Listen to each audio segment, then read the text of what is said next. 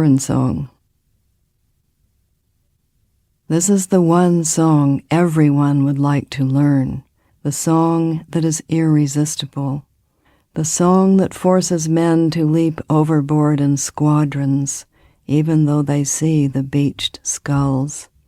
The song nobody knows because anyone who has heard it is dead, and the others can't remember. Shall I tell you the secret? And if I do, will you get me out of this bird suit? I don't enjoy it here, squatting on this island, looking picturesque and mythical, with these two feathery maniacs.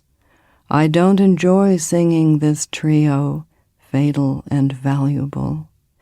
I will tell the secret to you, only to you. Come closer. This song is a cry for help. Help me. Only you can. You are unique at last. Alas, it is a boring song, but it works every time.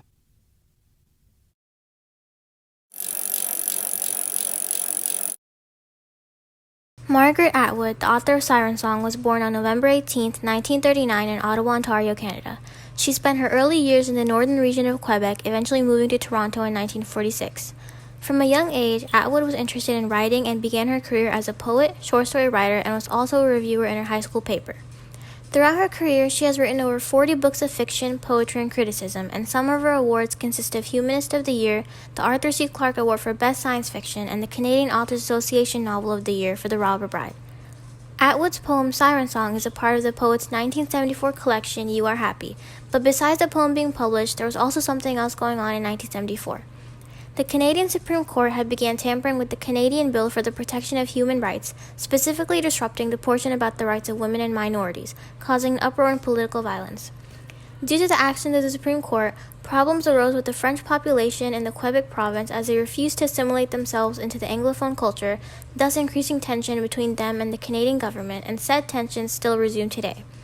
As a humanist, as well as a former resident of the Quebec province, Atwood was not pleased with the actions the Supreme Court had taken, so she wrote Siren Song as a way to showcase her viewpoint on the matter, which was that a man's action of giving in to temptation without thinking of the consequences ultimately leads to their downfall, as well as of the people associated with them.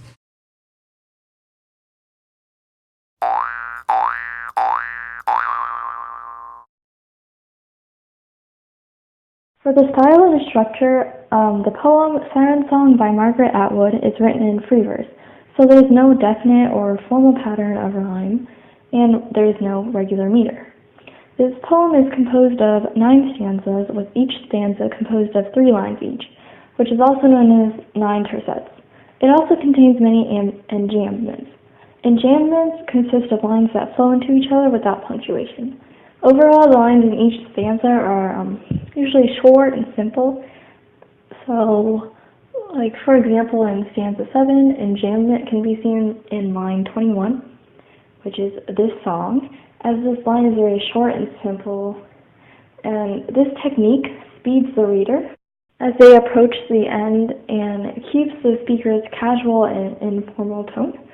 Also, the speaker keeps the reader in suspense by the use of enjambments as it cuts off each idea halfway through, and it brings the reader to the next line in a really slow and halting way.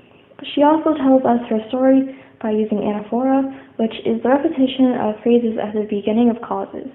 Like in the line 21, this song, and only you, which makes the reader feel like the siren speaker is speaking directly to them. Overall, Atwood arranges the poem Siren Song to captivate the reader and feel pity for the siren as they are lured into the siren's trap.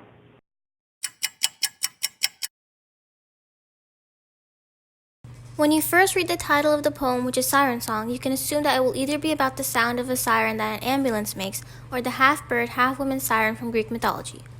The first tercet says, "This is the one song everyone would like to learn, the song that is irresistible," indicating that the poem is indeed about the sirens from Greek mythology, and it also talks about a song that can't be resisted, referring to the compelling song these creatures sing to lure their victims. The second tercet says, "The song that forces men to leap overboard in their squadrons, even though they see the beached skulls." So it's talking about how the siren song causes men to be so immersed that they jump overboard their squadrons, which are warships, even though they can clearly see the skulls of the past victims on the beach, proving that the song really does captivate the mind of the man. The third tercet says, "The song nobody knows because anyone who has heard it is dead, and the others can't remember."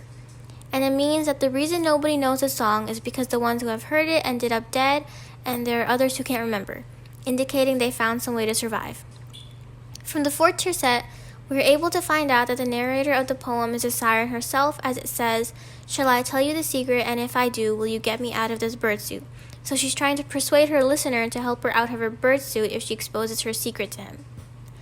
In the fifth tercet, the siren says she does not enjoy squatting on the island looking pleasing and seductive, which she probably does in order to attract the men passing by.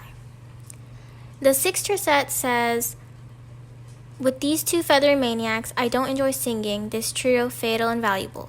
So the siren continues to express her displeasure as she describes her members as feathery maniacs who she dislikes to sing with, as all three of them are fatal yet valuable at the same time, since they are literal killers, but the power they possess makes them different from the ordinary woman.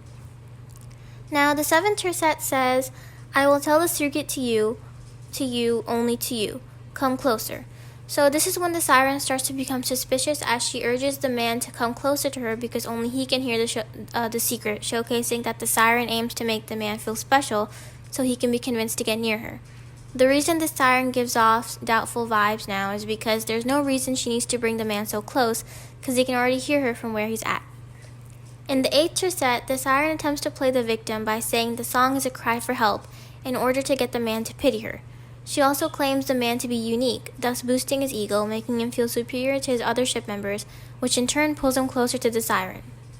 Finally, in the ninth tercet, which says, "At last, alas, it is a boring song, but it works every time," we find out that this whole poem was actually the siren song, as she states it's a boring song, but it works every time, meaning they attract men by acting helpless in front of them, and once one of them ventures close enough, they attack and end his life.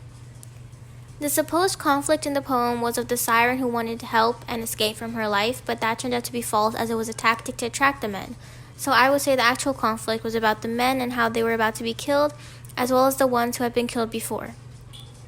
A motif in the poem was the Song of the Sirens itself, as it was the main topic and also repeated constantly, eventually becoming the cause for the death of the men, connecting to the overall theme of deception, basically meaning that the song was the siren's form of deception, for which they used to captivate their victims.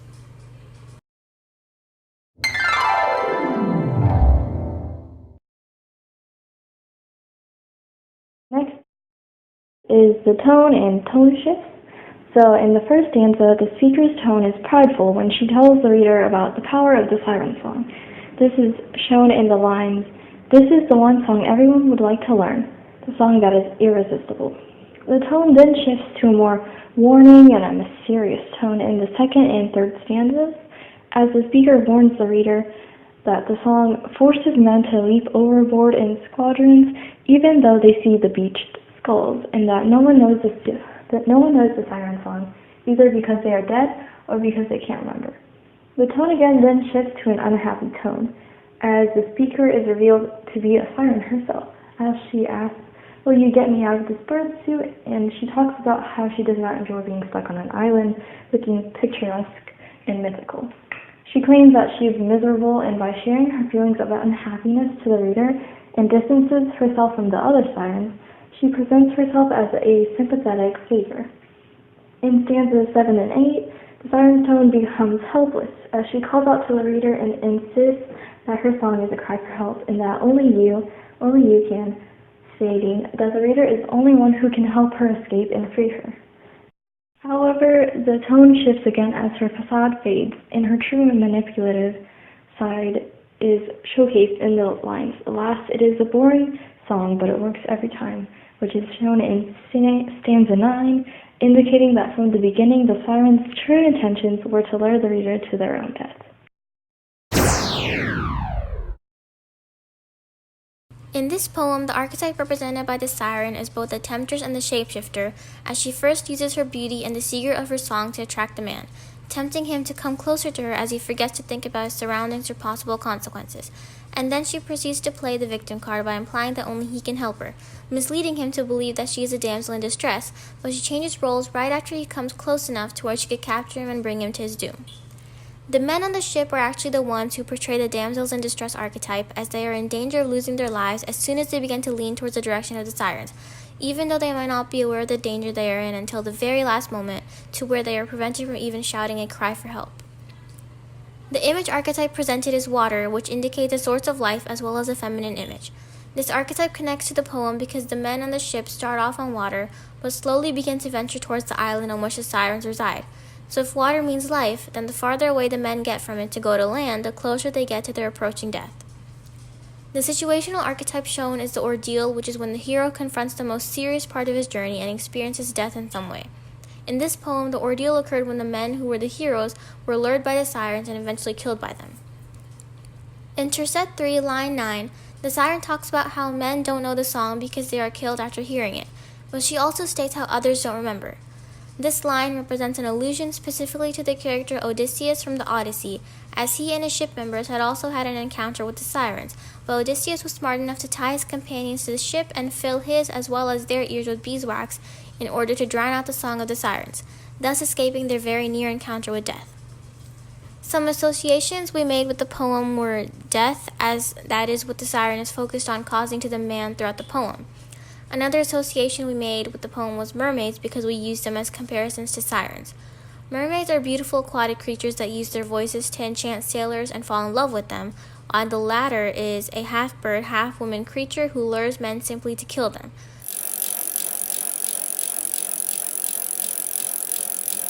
Purpose in writing the poem A Siren Song is to show a different viewpoint of the ancient Greek myth of the sirens, and that a man's action of giving in to temptation without thinking of the consequences ultimately leads to their downfall, as well as the people associated with them. The thematic connections in the poem are woman and femininity, isolation, and deception.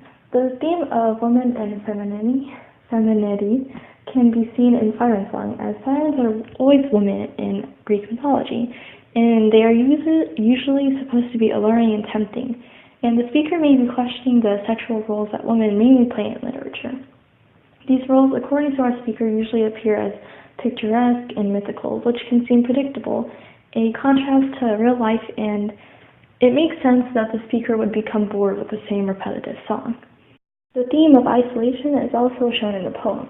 As evil and villainous the sirens may appear in Siren Song and other Greek myths, the poem causes us to recognize and realize that the sirens may also be suffering. The speaker of the poem is the siren herself and is isolated on an island with two feathery maniacs, and she can't leave. This leads us to feel sympathy for the siren and recognize that she may not enjoy her life. However, the theme of deception is also shown, and it is the main theme of the poem, since sirens are masters of deception in the simplest way possible, which is through singing and flattery. The speaker in Siren Song is so clever and manipulative that the reader does not realize that they have also fallen for the siren's trap. The siren gains her irresistibility through feigning helplessness and gaining sympathy from the readers. However, she ultimately lures men by making them believe that they are unique or special.